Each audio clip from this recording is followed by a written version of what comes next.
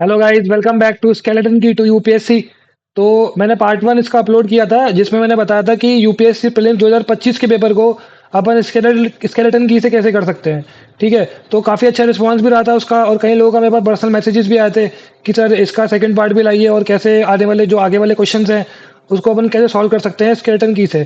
ठीक है, तो देखते हैं इसके 21 वाले क्वेश्चन पे। 20 तक तो मैंने करवाई दिए थे। अब 21 वाला क्वेश्चन जो है ना, वो एक तरह से बाउंसर था। अब यार नेटो के मेंबर पूछ रहा है बैठ के, यार अब मैं कैसे याद रखूंगा इसको एग्जाम में जाके। पॉसिबल ही है, नेक्स्ट टू इम्पॉसिबल है। अगर ऐसे क्वेश्चन आप तैयार करने बैठ गए तो पूरा साल निकल जाएगा, लेकिन फिर भी आप तैयार नहीं कर पाओगे।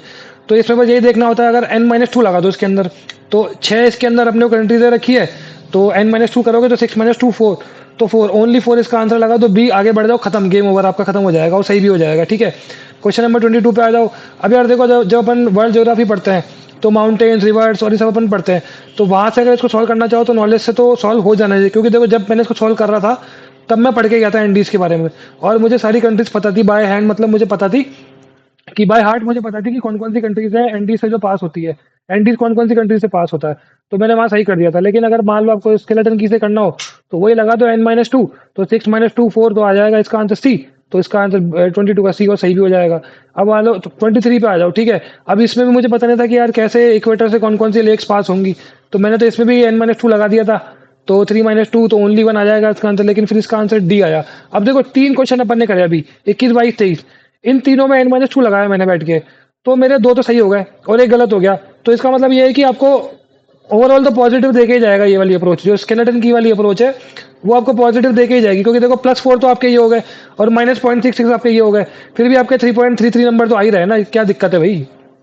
क्वेश्चन नंबर 24 पे आ जाओ। क्वेश्चन नंबर 24 जो है वो नॉलेज बेस्ड क्वेश्चन है, तो इसको तो कोई इसका उपाय है नहीं। लेकिन फिर मैंने क्या करा था इस क्वेश्चन के अंदर कि यार यूपीएससी 3 स्टेटमेंट बनाता है, तो एक ना एक तो गलत करता ही करता है। ठीक है, 2 स्टेटमेंट सही करता है, तो मैंने क्या करा कि यार सेकंड स्टेटमेंट जो फैक्चुअल बेस्ड है, मतलब उसमें बोल रहा है कि वो 30 वैरायटी है। अब मुझे क्या पता, कि मुझे लगा कि कोई 25 वैरायटी हो या 50 वैरायटी हो या 60 वैरायटी हो, तो उसको गेम खेलना हो तो यही खेलेगा। लेकिन इस चक्कर में मैंने सेकंड स्टेटमेंट उड़ाया, तो मेरा आंसर जो आया वो 1 and 3 वाला सी ऑप्शन आ गया। लेकिन जब मैंने आके चेक करा एग्जाम से आने के बाद, तब पता पड़ा मैं ये गलत करके आया। अब देखो, इतना तो रिस्क लेना ही पड़ेगा। अब ऐसे क्वेश्चन अगर आपके गलत हो रहे हैं तो इस पर आपको सोचना ही नहीं है। गलत हो रहे हैं तो होने दो भाई, तभी तो नंबर आएंगे।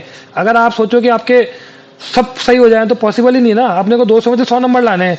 अब इतनी प्रोबेबिलिटी तो खेलनी पड़ेगी अपने को कि यार कुछ तो गलत करे, कुछ तो सही करे। अब अगर आपको ये थोड़ा है कि 200 के 200 नंबर लाने वहां बैठ के, आपको लाने तो वैसे एक्चुअल में तो 80 90 नंबर ही लाने हैं, लेकिन फिर भी मैं आपको टारगेट करवा रहा हूँ कि 100 के ऊपर तो आ ही जाए। तो ऐसे ही वाली अप्रोच से अगर आप करोगे तो 100 तो आ ही जाएंगे। ठीक है, क्वेश्चन नंबर 25 पे आ जाओ।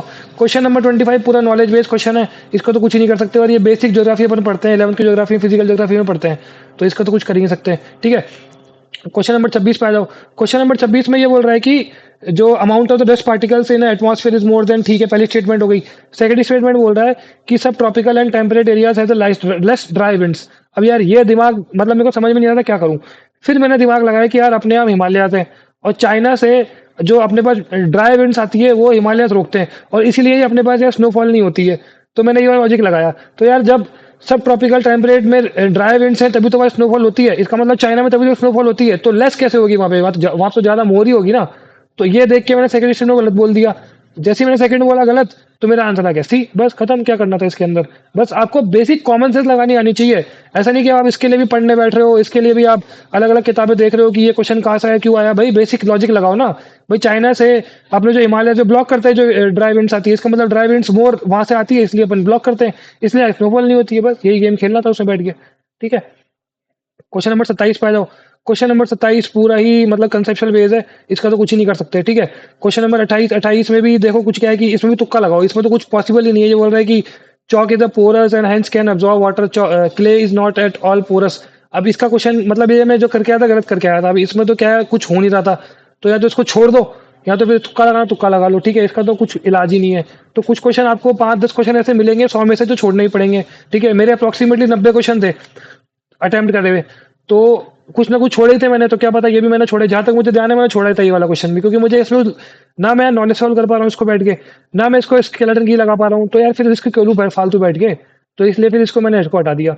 अब क्वेश्चन नंबर 29 पे आ जाओ। क्वेश्चन नंबर 29 जो है वो बोल रहा है कि without the atmosphere temperature would below the freezing. सही बात है यार, जो CO2 और जो ग्रीन हाउस गैसेज होती है ये हीट को ट्रैप करती है, इसलिए अपना अर्थ का जो टेम्परेचर वो मेंटेन रहता है। फर्स्ट स्टेटमेंट बिल्कुल सही है। सेकंड बोल रहा है कि heat absorb and trapped by the atmosphere maintains, और यही बात जो मैंने अभी आपको बताई वो चीज़ बोल रहा है, सही है सेकंड स्टेटमेंट भी। थर्ड बोल रहा है कि जो CO2 particularly good at absorbing and trapping, ये सही बात है, जो भी ग्रीन हाउस गैसेस होती है, एटमॉस्फेयर गैसेस होती है, ये ट्रैप करती है और ये अर्थ को मतलब हीट प्रोवाइड करती है और ये सरफेस टेम्परेचर जो है वो मेंटेन रखती है।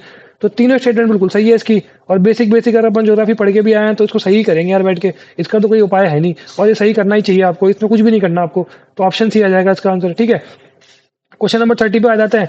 अभी राष्ट्रीय गोकुल मिशन है, अब यार इसके बारे में मुझे कुछ मतलब पता था कि कुछ है ये मिशन के बारे में, एनिमल्स मतलब काऊ के बारे में है ये, लेकिन फिर मैंने देखा कि यार देखो पॉजिटिव स्टेटमेंट जो होती है वो सही होती है, नेगेटिव स्टेटमेंट गलत होती है। तो मुझे जहां भी नेगेटिव स्टेटमेंट दिखेगी मैं उसको गलत कर दूंगा वहां बैठ के।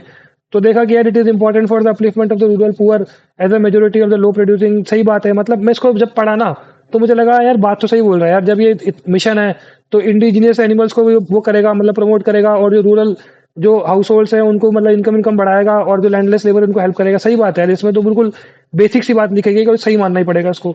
It was initiated to promote the indigenous cattle and buffalo rearing and conservation, सही बात है यार। अगर हाँ इसमें वो बोलता it was initiated to promote only indigenous, या फिर कुछ ऐसा एक्सट्रीम स्टेटमेंट आ जाता, तब तो मैं सोचता यार कि इसके बारे में कुछ तो गलत कर सकता है यहाँ पे। लेकिन पॉजिटिव स्टेटमेंट है स्कीम के बारे में, यार स्कीम जो बनती है ब्रॉड बनती है, ऐसा नहीं कि बस पिन पॉइंट बना दे कि नहीं मैं तो इसी गाय को दूंगा या इसी को उसको ब्रीड को दूंगा, मतलब होता है कुछ स्पेसिफिक, लेकिन स्कीम जब गवर्नमेंट बनाती है ना तो ब्रॉड ब्रॉड रख के बनाती है। तो मैंने ब्रॉड देख के सही भी कर दिया और इसका सी करा तो सही भी हो गया मेरा वहां जाके, ठीक है। क्वेश्चन देख लो ये वाला है, ठीक है। क्वेश्चन नंबर 31 पे आते हैं। क्वेश्चन नंबर 31 पे देखें तो इसमें भी मेरे को पता नहीं पड़ रहा था क्या करना है, ना मैं नॉलेज से कर पा रहा था इसको, ना मैं इसको स्केलेटन की से कर पा रहा था। तो फिर इसको मैंने छोड़ ही दिया, मैंने कहा इसको क्यों रिस्क ले, क्योंकि मुझे पता ही नहीं पड़ रहा था कि यार ये बोल रहे हैं कि 5% जो है वो ग्लोबल एमिशंस आपके इससे आते हैं, मतलब कार्बन डाइऑक्साइड के एमिशन सीमेंट इंडस्ट्री से आते हैं।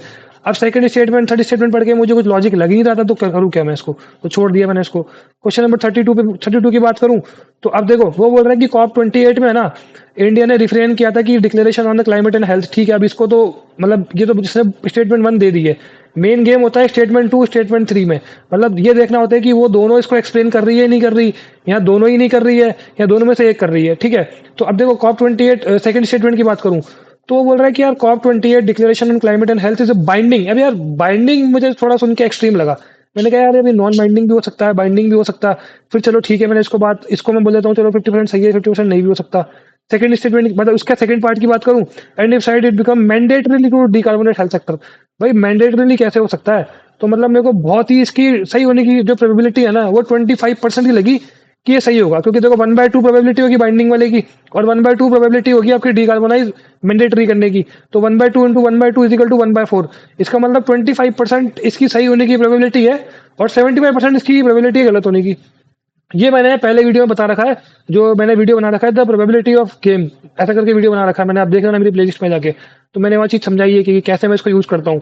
तो मैंने वहाँ लॉजिक लगा ये वाला, तो मेरे को लगा ये तो गलत ही माननी पड़ेगी। जैसे ही मैंने इसको गलत बोला तो बस फिर ये सी ऑप्शन लगा लो उसका, only one of the statement 2 and 3 is खत्म। थर्ड स्टेटमेंट की बात कर लो, if India health sector is decarbonize the resilience of its health के सिस्टम में भी कॉम्प्रोमाइज, सही बात है यार, जनरल स्टेटमेंट है और अपन समझ सकते हैं इसको। तो यहाँ सही बात है ये, तो इसलिए इंडिया ने ये साइन भी नहीं किया होगा जो पहला स्टेटमेंट जो बोल रहा है, इसका मतलब थर्ड सही है सेकंड गलत है, और फर्स्ट को वो एक्सप्लेन कर रहा है थर्ड वाला, तो मैंने सही बोल दिया इसको वहां जाके, ठीक है। अब क्वेश्चन नंबर 33 पे आ जाओ। क्वेश्चन नंबर 33 ये बोल रहा है कि scientific study suggest that the shift is taking place in earth rotation और एक्सिस पे फर्क पड़ रहा है, ठीक है। मैक्लोनियस साइकिल करके कोई मैक्लेंच ऐसे कुछ करके साइकिल का नाम है, जिसके कारण ये अर्थ का जो रोटेशन और एक्सिस बदल रहा है, ठीक है। अब सेकंड स्टेटमेंट की बात करते हैं तो बोल रहा है solar flares and associated coronal mass ejection bombarded the earth atmosphere with the tremendous amount of, अब यार ये एटमॉस्फेयर से इसका रिलेशन अर्थ के रोटेशन एक्सिस से मुझे मिलता जुलता कम लग रहा था। ये मैंने कहा यार ये तो सोलर फ्लेयर्स वगैरह आ रही है, ये सन से आ रही है, तो अर्थ के रोटेशन पे इतना इम्पैक्ट होना नहीं चाहिए इसका, ठीक है। फिर मैंने थर्ड स्टेटमेंट नहीं पढ़ा इसका। हाँ थर्ड स्टेटमेंट जब मैंने पढ़ा तो बोल रहा है कि as the earth polar ice melts the water tends to move toward the equator, सही बात है। अब जब आइस मेल्ट होगी पोलर से तो इक्वेटर के पास आएगी, तो इक्वेटर के पास आएगी तो पानी ज्यादा इक्वेटर के पास आ जाएगा, इसका मतलब जो मास डिस्ट्रीब्यूशन है अर्थ का वो बिगड़ जाएगा। तो जब मास डिस्ट्रीब्यूशन बिगड़ जाएगा तो अर्थ का रोटेशन में भी फर्क पड़ेगा ना, मतलब पहले मान लो मास ज्यादा पोलर पे था आइस का, तो अब पानी यहाँ इक्वेटर की तरफ आ गया, इसका मतलब मास में उसका फर्क आ गया सेंटर पे। तो जब मास का फर्क आ गया तो रोटेशन भी फर्क आ जाएगा, रोटेशन में फर्क आ जाएगा तो एक्सिस भी फर्क आ जाएगा। तो मुझे लगा हाँ यार ये थर्ड स्टेटमेंट तो बिल्कुल सही है, लेकिन सेकंड स्टेटमेंट सोलर फ्लेयर जो आते हैं वो सन से आते हैं, तो इसका इतना मतलब रिलेशन लगता नहीं है कि अर्थ का रोटेशन पे ये इतना इम्पैक्ट डालेंगे। मतलब ये आपके जो ये पीवाईक्यू भी आया हुआ है 2023 में, उसमें उसने बोला था कि सोलर फ्लेयर जो होते हैं वो आपकी सैटेलाइट को हार्म करते हैं या कुछ जो भी 2-4 चीजें करते हैं। तो मुझे लगा यार वहां से वो इम्पैक्ट करते हैं, लेकिन सोलर के रोटेशन पे मतलब अर्थ के रोटेशन पे कैसे इम्पैक्ट करेंगे ये? तो फिर ये चीज मैंने देख के इसको गलत बोल दिया और थर्ड को मैंने सही मान लिया।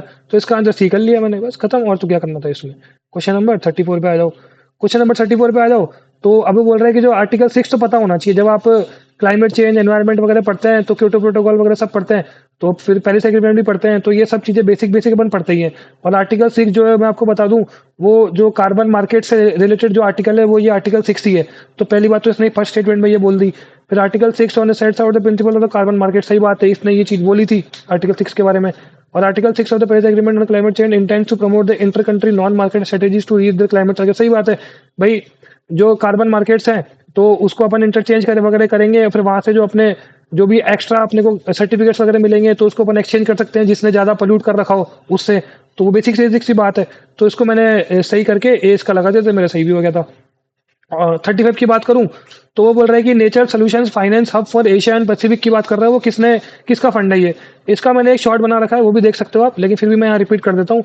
अब यार देखो, वो बात कर रहा है कि एशिया एंड पैसिफिक की बात कर रहा है, ठीक है। अगर मैं ऑप्शन डी की बात करूँ तो वो आईबीआरडी जो होता है वर्ल्ड बैंक का एक वो है पार्ट है, ठीक है। अब वर्ल्ड बैंक जो होता है ना, वो बेसिकली क्या करता है, पूरे ग्लोब पे देखता है, बहुत ही स्पेसिफिक पर्टिकुलर होके इतना नहीं देखता वो, ठीक है। और आईबीआरडी जो है वो रिकंस्ट्रक्शन वाला काम करता है, ठीक है।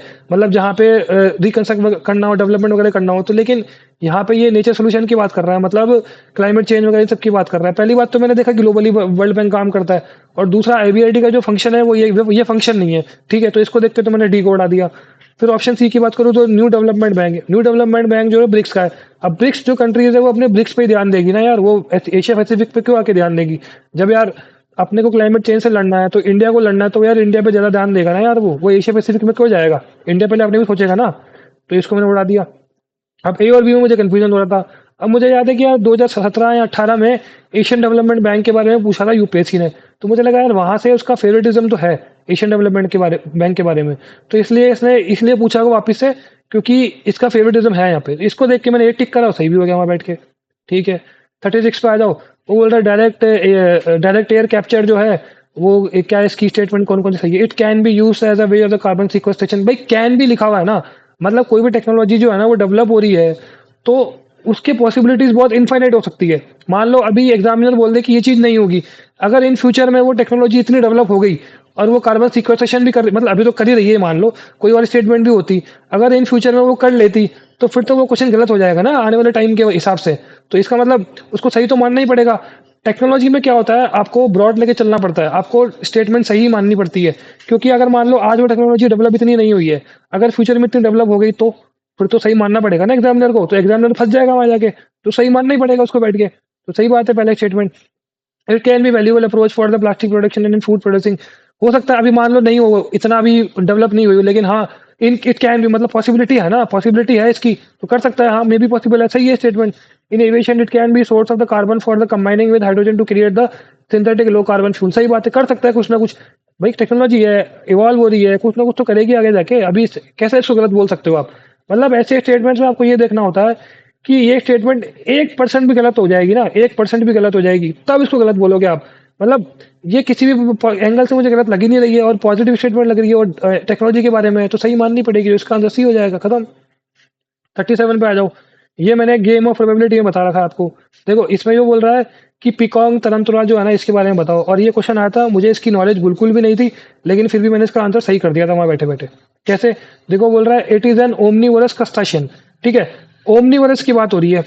अब ओमनीवोरस भी हो सकता है, कार्निवोरस भी हो सकता है, हर्बीवोरस भी हो सकता है, ठीक है। इसकी प्रोबेबिलिटी कितनी है ओमनीवोरस सही होने की? 1/2 है। अब वो क्रस्टाशियन भी हो सकता है, फिश भी हो सकता है, एनिमल भी हो सकता है, बर्ड भी हो सकता है, कुछ भी हो सकता है। तो इसका मतलब उसकी सही होने की प्रोबेबिलिटी कितनी है? 1/2। तो 1/2 ओमनीवोरस की, 1/2 क्रस्टाशियन की, 1/2 इंटू 1/2 इज इक्वल टू 1/4। मतलब 25% प्रोबेबिलिटी है कि ये स्टेटमेंट सही होगा, बाकी 75% प्रोबेबिलिटी यही है कि स्टेटमेंट गलत ही होगा। इसका मतलब इसका जो टिल्ट है ना वो गलत होने का ज्यादा है। तो ये देख के तो मैंने फर्स्ट को तो उड़ा ही दिया, अब बाकी बचता है सीओडी। अब सीओडी में तो गेम खेलना ही पड़ेगा, इतना तो आपको रिस्क लेना ही पड़ेगा, ठीक है। अगर मैं बोलूँ it's natural habitat in India is only limited to the some forest area, तो सेकंड तो सही मानना ही पड़ेगा, क्योंकि सेकंड जो है वो सी में भी आ रहा है, डी में भी आ रहा है, ठीक है भाई। In its natural habitat it is an arboreal species. अब गेम फंसता है यहाँ पे, ठीक है। अब मेरे को लगा यार अर्बोरियल स्पीशीज भी हो सकता है, नहीं भी हो सकता, इसका मतलब 50% प्रोबेबिलिटी है कि सही होगा। लेकिन फिर मुझे लगा यार यूपीएससी ने इतनी मेहनत करी है, 3 स्टेटमेंट बनाए हैं, तो दो तो सही करेगा ही करेगा यार, इतना तो नहीं कि एक करेगा वो। तो फिर मैंने इसका डी कर दिया। हाँ, अगर आप मान लो लॉजिक लगा के 50% करोगे तो फिर सी भी कर सकते हो आप। तो अब इतना तो रिस्क लेना ही पड़ेगा यार। सी भी कुछ लोगों ने सी भी किया होगा, कुछ लोगों ने डी भी किया होगा, लेकिन मेरा तुक्के से मैंने डी लगा दिया था। इतना तो मैं श्योर हो गया था कि ए और बी में से तो नहीं होगा, सी और डी में तुक्का लगाना है। तो फिर मुझे लगा यार डी कर देते इसका, तो डी कर दिया, सही भी होगा मैं बैठ के। ठीक है, क्वेश्चन नंबर 38 पे आते हैं। ठीक है, 38 बोल रहा है कि carbon dioxide emission in India less than 0.5 जो भी TCO2 पर कैपिटा दे रखा है। अब यार ये 0.5 भी हो सकता है, 0.6, 0.7, 1.0, 2.0, मुझे पता ही नहीं है। मतलब यूपीएससी को यहाँ गेम खेलने में ज़्यादा मजा आएगा, क्योंकि अगर मान लो 0.45 भी हो गया या 0.6 भी हो गया तो वो स्टेटमेंट गलत हो जाएगा। ठीक है, फिर मैं आता हूँ सेकंड स्टेटमेंट की। सेकंड स्टेटमेंट की बात करूँ तो बोल रहा है in terms of CO2 emissions from the fuel combustion India rank second in Asia Pacific. फिर मुझे लगा लॉजिकली सही भी यार। एशिया पैसिफिक की बात करूँ तो बड़ी बड़ी कंट्रीज है ना, वो आपकी चाइना और इंडिया ही है। मतलब इंडोनेशिया जापान वगैरह भी है कंट्रीज इतनी बड़ी बड़ी, मतलब मैन्युफैक्चरिंग के बारे में। तो फिर मुझे लगा यार इंडिया तो होगा यार, क्योंकि इंडिया जो है वो थर्ड या फोर्थ पे आता है पूरे वर्ल्ड में CO2 emissions के बारे में। तो मुझे लगा चाइना के बाद में इंडिया तो आता ही आता है, तो इसका मतलब ये तो सही होगा ही होगा। सेकंड को मैंने सही मान लिया। Electricity and heat producers are the largest sources of CO2 emissions in India. सही बात है यार। मतलब बेसिक स्टेटमेंट की बात, बेसिक मतलब स्टेटमेंट है ये, इसको सही माननी पड़ेगी आपको। इसमें कुछ गलत लगने का चांस लग ही नहीं रहा। तो सेकंड और थर्ड मैंने सही को बोल दिया। और फर्स्ट मुझे लगा कि यार वो वहाँ खेल सकता है 0.5, 0.6, 0.7, और सारी स्टेटमेंट सही करेगा नहीं वो, कुछ ना कुछ तो गलत करेगा ही करेगा। एग्जामिनर का माइंडसेट ही ऐसा होता है कि अगर आपको भी बोलूंगा ना क्वेश्चन बना लो बैठ के, तो देखना आप भी क्या करोगे, 3 स्टेटमेंट बनाओगे ना, तो आप एक तो गलत करोगे ही करोगे मिनिमम, और एट मैक्स दो तो करोगे ही करोगे गलत। आप कुछ ना कुछ तो गलत करोगे ही करोगे ना, तभी तो बच्चा फंसेगा। तो ये देख के मैंने फर्स्ट को उड़ा दिया, तो मेरे पास सी इसका आंसर आ जाएगा, फिर वो सही भी हो गया। 39 का कोई नॉलेज नहीं था, n-2 लगा दिया, तो 5 - 2 3, ओनली 3, बी खत्म, गेम ओवर। 40 पे आ जाओ। अब ये बोल रहा है rain forest produces more oxygen than produce by the oceans. तो मुझे लगा कि यार ये मतलब सही भी हो भी सकता है, नहीं भी हो सकता, क्योंकि मोर आ गया ना, क्योंकि यूपीएससी इसी में खेल रहा, स्वैप कर देता है वो। अब क्या पता oxygen produce by oceans is more than rain forest, ऐसा भी कर सकता है वो, तो स्वैप कर सकता है यहाँ पे वो। तो मुझे इसका कोई श्योरिटी थी नहीं। फिर marine phytoplanktons and photosynthetic bacteria produces about 50% of the world's oxygen. तो यार अब 50% भी हो सकता है, 40% भी हो सकता है, 30% भी हो सकता है, मुझे पता ही नहीं है क्या करना है। फिर अब मैं थर्ड स्टेटमेंट की बात करूं, well oxidated surface water contain several folds higher oxygen than in the atmospheric air. इसमें भी मुझे पता नहीं पड़ रहा था कि यार, क्योंकि सेवरल फोल्ड्स बोल रहा है वो। अब क्या पता कुछ ही ज्यादा हो, थोड़ी सी ज्यादा ही हो, सेवरल फोल्ड्स नहीं हो, या पता यहाँ क्या पता एटमॉस्फेरिक एयर की ज्यादा ऑक्सीजन हो वाटर के मुकाबले। तो इस इन तीनों में मैं फंस ही रहा था, मतलब मुझे पता नहीं पड़ रहा था क्या करूं मैं। कुछ ना कुछ मेरे को हर स्टेटमेंट में गलत लग ही रहा था। तो मैंने फिर इसका क्या करा था कि 50% बोल रहा है वो सेकंड स्टेटमेंट में, इसका मतलब कहीं ना कहीं लोचा उसने वहां खेला होगा। तो मैंने सेकंड को वहां से हटा दिया और सी कर दिया मैंने 1 and 3, लेकिन फिर मेरा गलत भी हो गया। इसका आंसर वैसे ओनली 2 होगा, जो बी ऑप्शन है। अब देखो इतना तो रिस्क लेना ही पड़ेगा। अगर देखो अभी अपन ने जैसे 20 क्वेश्चन करे, तो इतना तो है कि अपन ने 13 से 14 या 15 क्वेश्चन सही करे ही करे होंगे, और 15 × 2 करो 30, और कुछ गलत भी कर दिया आपने मान लो 5-6, फिर भी आप 25 नंबर तो आ ही रहे ना, 25-26 नंबर तो देखे ही जा रहा है ना पॉजिटिव, क्या दिक्कत है आपको। ठीक है, तो ये था। अब ये वाले सारे जो क्वेश्चन है 41 वाला, अब इसमें तो अपने को क्या करना होता है, जितनी पॉसिबिलिटी होती है ना लेके चलना होता है, और फिर उसके बाद जो होगा देखा जाएगा। वो बोल रहा है कि consider the following types of the vehicles. ठीक है, व्हीकल्स बता दिए। How many of the our consider alternate power train vehicles. भाई कोई सा भी व्हीकल अल्टरनेट करके दिखा दे, तो क्या वो उसकी पॉसिबिलिटी ट्रू नहीं हो जाएगी क्या? अगर वो 1% भी ट्रू हो जाएगा, वो मान लो fuel cell electric hybrid vehicle है, उसने अल्टरनेटिव पावर ट्रेन व्हीकल की तरह कुछ भी करके दिखा दिया, मुझे पता नहीं क्या है अल्टरनेटिव पावर ट्रेन व्हीकल्स, कुछ भी होगा मान लो, अगर उसकी उसने 1% भी उसको ट्रू बोल दिया तो वो सही हो जाएगा ना। तो ऐसे करके मैंने तीनों स्टेटमेंट में ये लॉजिक लगाया, तो ओनली ऑल 3 लगा दिया, सही भी हो गया, खत्म हो गया 41। 42 की बात करूं, वो बोल रहा है all types of UAVs can do vertical. भाई कोई नहीं करे तो, अगर मान लो एक भी ऐसा यूएवी हो जाए जो वर्टिकल लैंडिंग नहीं करे, तो तब तो गलत हो जाएगा ना ये। वैसे ही all types of UAV can do automated hovering. कोई भी अगर मान लो मैंने एक यूएवी बाजार से उठा के लिया है और वो ऑटोमेटेड होवरिंग नहीं कर रहा, तो गलत हो जाएगा। वैसे अगर मैं बोलूँ all types of UAV can use a battery only, नहीं यार, मान लो कुछ बैटरी की जगह कुछ और सप्लाई हो उसके पास, तो वो भी पॉसिबिलिटी हो सकती है। इसका आंसर नन हो जाएगा, डी खत्म। How many of the above usually make up the battery cathode, मतलब कौन कौन से जो एलिमेंट है ना वो कैथोड बना सकते हैं। अब यार मेरे को इसका नॉलेज था नहीं, मैंने कहा यार इसका ऑल फोर ही लगाऊंगा बैठ के, क्योंकि अगर मान लो एक भी एलिमेंट ऐसा निकल गया जो बैटरी कैथोड में यूज हो गया तो वो पॉसिबिलिटी है ना सही हो जाएगी। और ऐसे क्वेश्चंस में आपको जो ब्रॉड होते हैं ना उसमें सब लगाने होते हैं। तो मैंने इसका ऑल फोर लगा दिया, लेकिन फिर बाद में पता आके पड़ा कि इसका आंसर ओनली 3 होगा, कोई एक इसका एलिमेंट जो है वो नहीं हो सकता। अब इतना तो रिस्क लेना ही पड़ेगा एग्जाम में जाके। अब वो बोल रहा है 44 में कि how many of the contain the plastic, कौन कौन से मतलब प्लास्टिक। अब यार कोई सा भी जो ये अपने को तीन जो भी दे रखे हैं इसमें अगर 0.001% ही प्लास्टिक मिल जाएगा तो ये सही हो जाएगा ना भाई। क्या मतलब ऐसे कैसे गलत बोल सकते हो आप। तो सारी स्टेटमेंट में ये लॉजिक लगा लो तो इसका आंसर ऑल 3 हो जाएगा। वैसे ही अगर मैं 45 की बात करूं तो उसमें भी ये लॉजिक लग जाएगा कि coal gasification can be use in the production of how many of them, सब में लगा दो, सब में यूज कर सकते हैं यार। तो मैंने इसका आंसर ऑल 3 लगा दिया, लेकिन बाद में पता पड़ा इसका आंसर ओनली 2 होगा। तो इतना तो रिस्क लेना ही पड़ेगा यार। अब देखो जैसे मैंने सारा लॉजिक लगाया ना इन सारे क्वेश्चंस के अंदर भी 5 है, 5 में से मेरे 3 सही हो गए, 2 गलत हो गए, तो फिर भी मेरे यार प्लस 4.5 तो आ ही रहे ना, 4.7 तो आ ही रहे ना नंबर। क्या दिक्कत है, लॉजिक लगाओ ना। आपको ये थोड़ा ना आपको सारे बैठ के सही हो जाएंगे बैठ के वहां पे, कुछ तो गलत करोगे ही ना आप। फिर 46 की बात करूं, what is the common characteristics of the chemical substance generally known as ये CL20 HMX LLM 105 है क्या। इसके बारे में मैंने एक शॉर्ट बना रखा है, वो भी देख सकते हो, लेकिन फिर बता देता हूँ मैं यहाँ पे। ऐसे क्वेश्चंस में क्या होता है, अपने को सबसे जो ब्रॉड स्टेटमेंट होता है ना वो देखनी होती है। अगर मैं ए ऑप्शन की बात करूं तो वो हाइड्रोफ्लोरोकार्बन रेफ्रिजरेंट्स की बात कर रहा है जो कि स्पेसिफिक हो गया। ऑप्शन सी की बात करूं तो वो क्रूज मिसाइल्स की बात कर रहा है। अगर मैं ऑप्शन डी की बात करूं तो वो रॉकेट प्रोपल्शंस की बात कर रहा है। इसका मतलब ये A C D जो ऑप्शन हो गए ना वो बहुत ही स्पेसिफिक हो गए। लेकिन अगर मैं बी ऑप्शन की बात करूं तो मिलिट्री वेपन्स की बात कर रहा है। मतलब मिलिट्री वेपन्स एक ब्रॉड टर्म है, मतलब उसके अंदर आपके क्रूज मिसाइल्स भी आ जाएंगे, रॉकेट प्रोपल्शंस भी आ जाएंगे, और भी चीजें आ जाएगी उसके अंदर। तो यार जो ब्रॉड होता है ना उसको आपको सही मान के चलना होता है, और यूपीएससी हमेशा ब्रॉड ऑप्शंस में ही खेलता है। मैं आपको बता भी दूंगा, और जितने भी और भी जो क्वेश्चंस प्रीवियस ईयर में आए हुए हैं ना वहां पे आपको यही ट्रिक लगानी होती है, जो सबसे ब्रॉड दिखेगा वो इसका आंसर हो जाएगा। तो इसका आंसर बी हो जाएगा। ठीक है, अगर ये वीडियो अच्छा लगा तो मैं आपके और भी इसका पार्ट 3 पार्ट 4 और भी ले आऊंगा, और हो सका तो पार्ट 3 में सारे क्वेश्चंस और कंप्लीट कर दूंगा मैं। तो अगर आपको अच्छा लगा तो इसको लाइक करिए, सब्सक्राइब करिए चैनल को, ताकि मैं और भी वीडियो अच्छे लगाऊं, मुझे भी मोटिवेशन मिले। ठीक है, तो मिलते हैं नेक्स्ट वीडियो में। Thank you.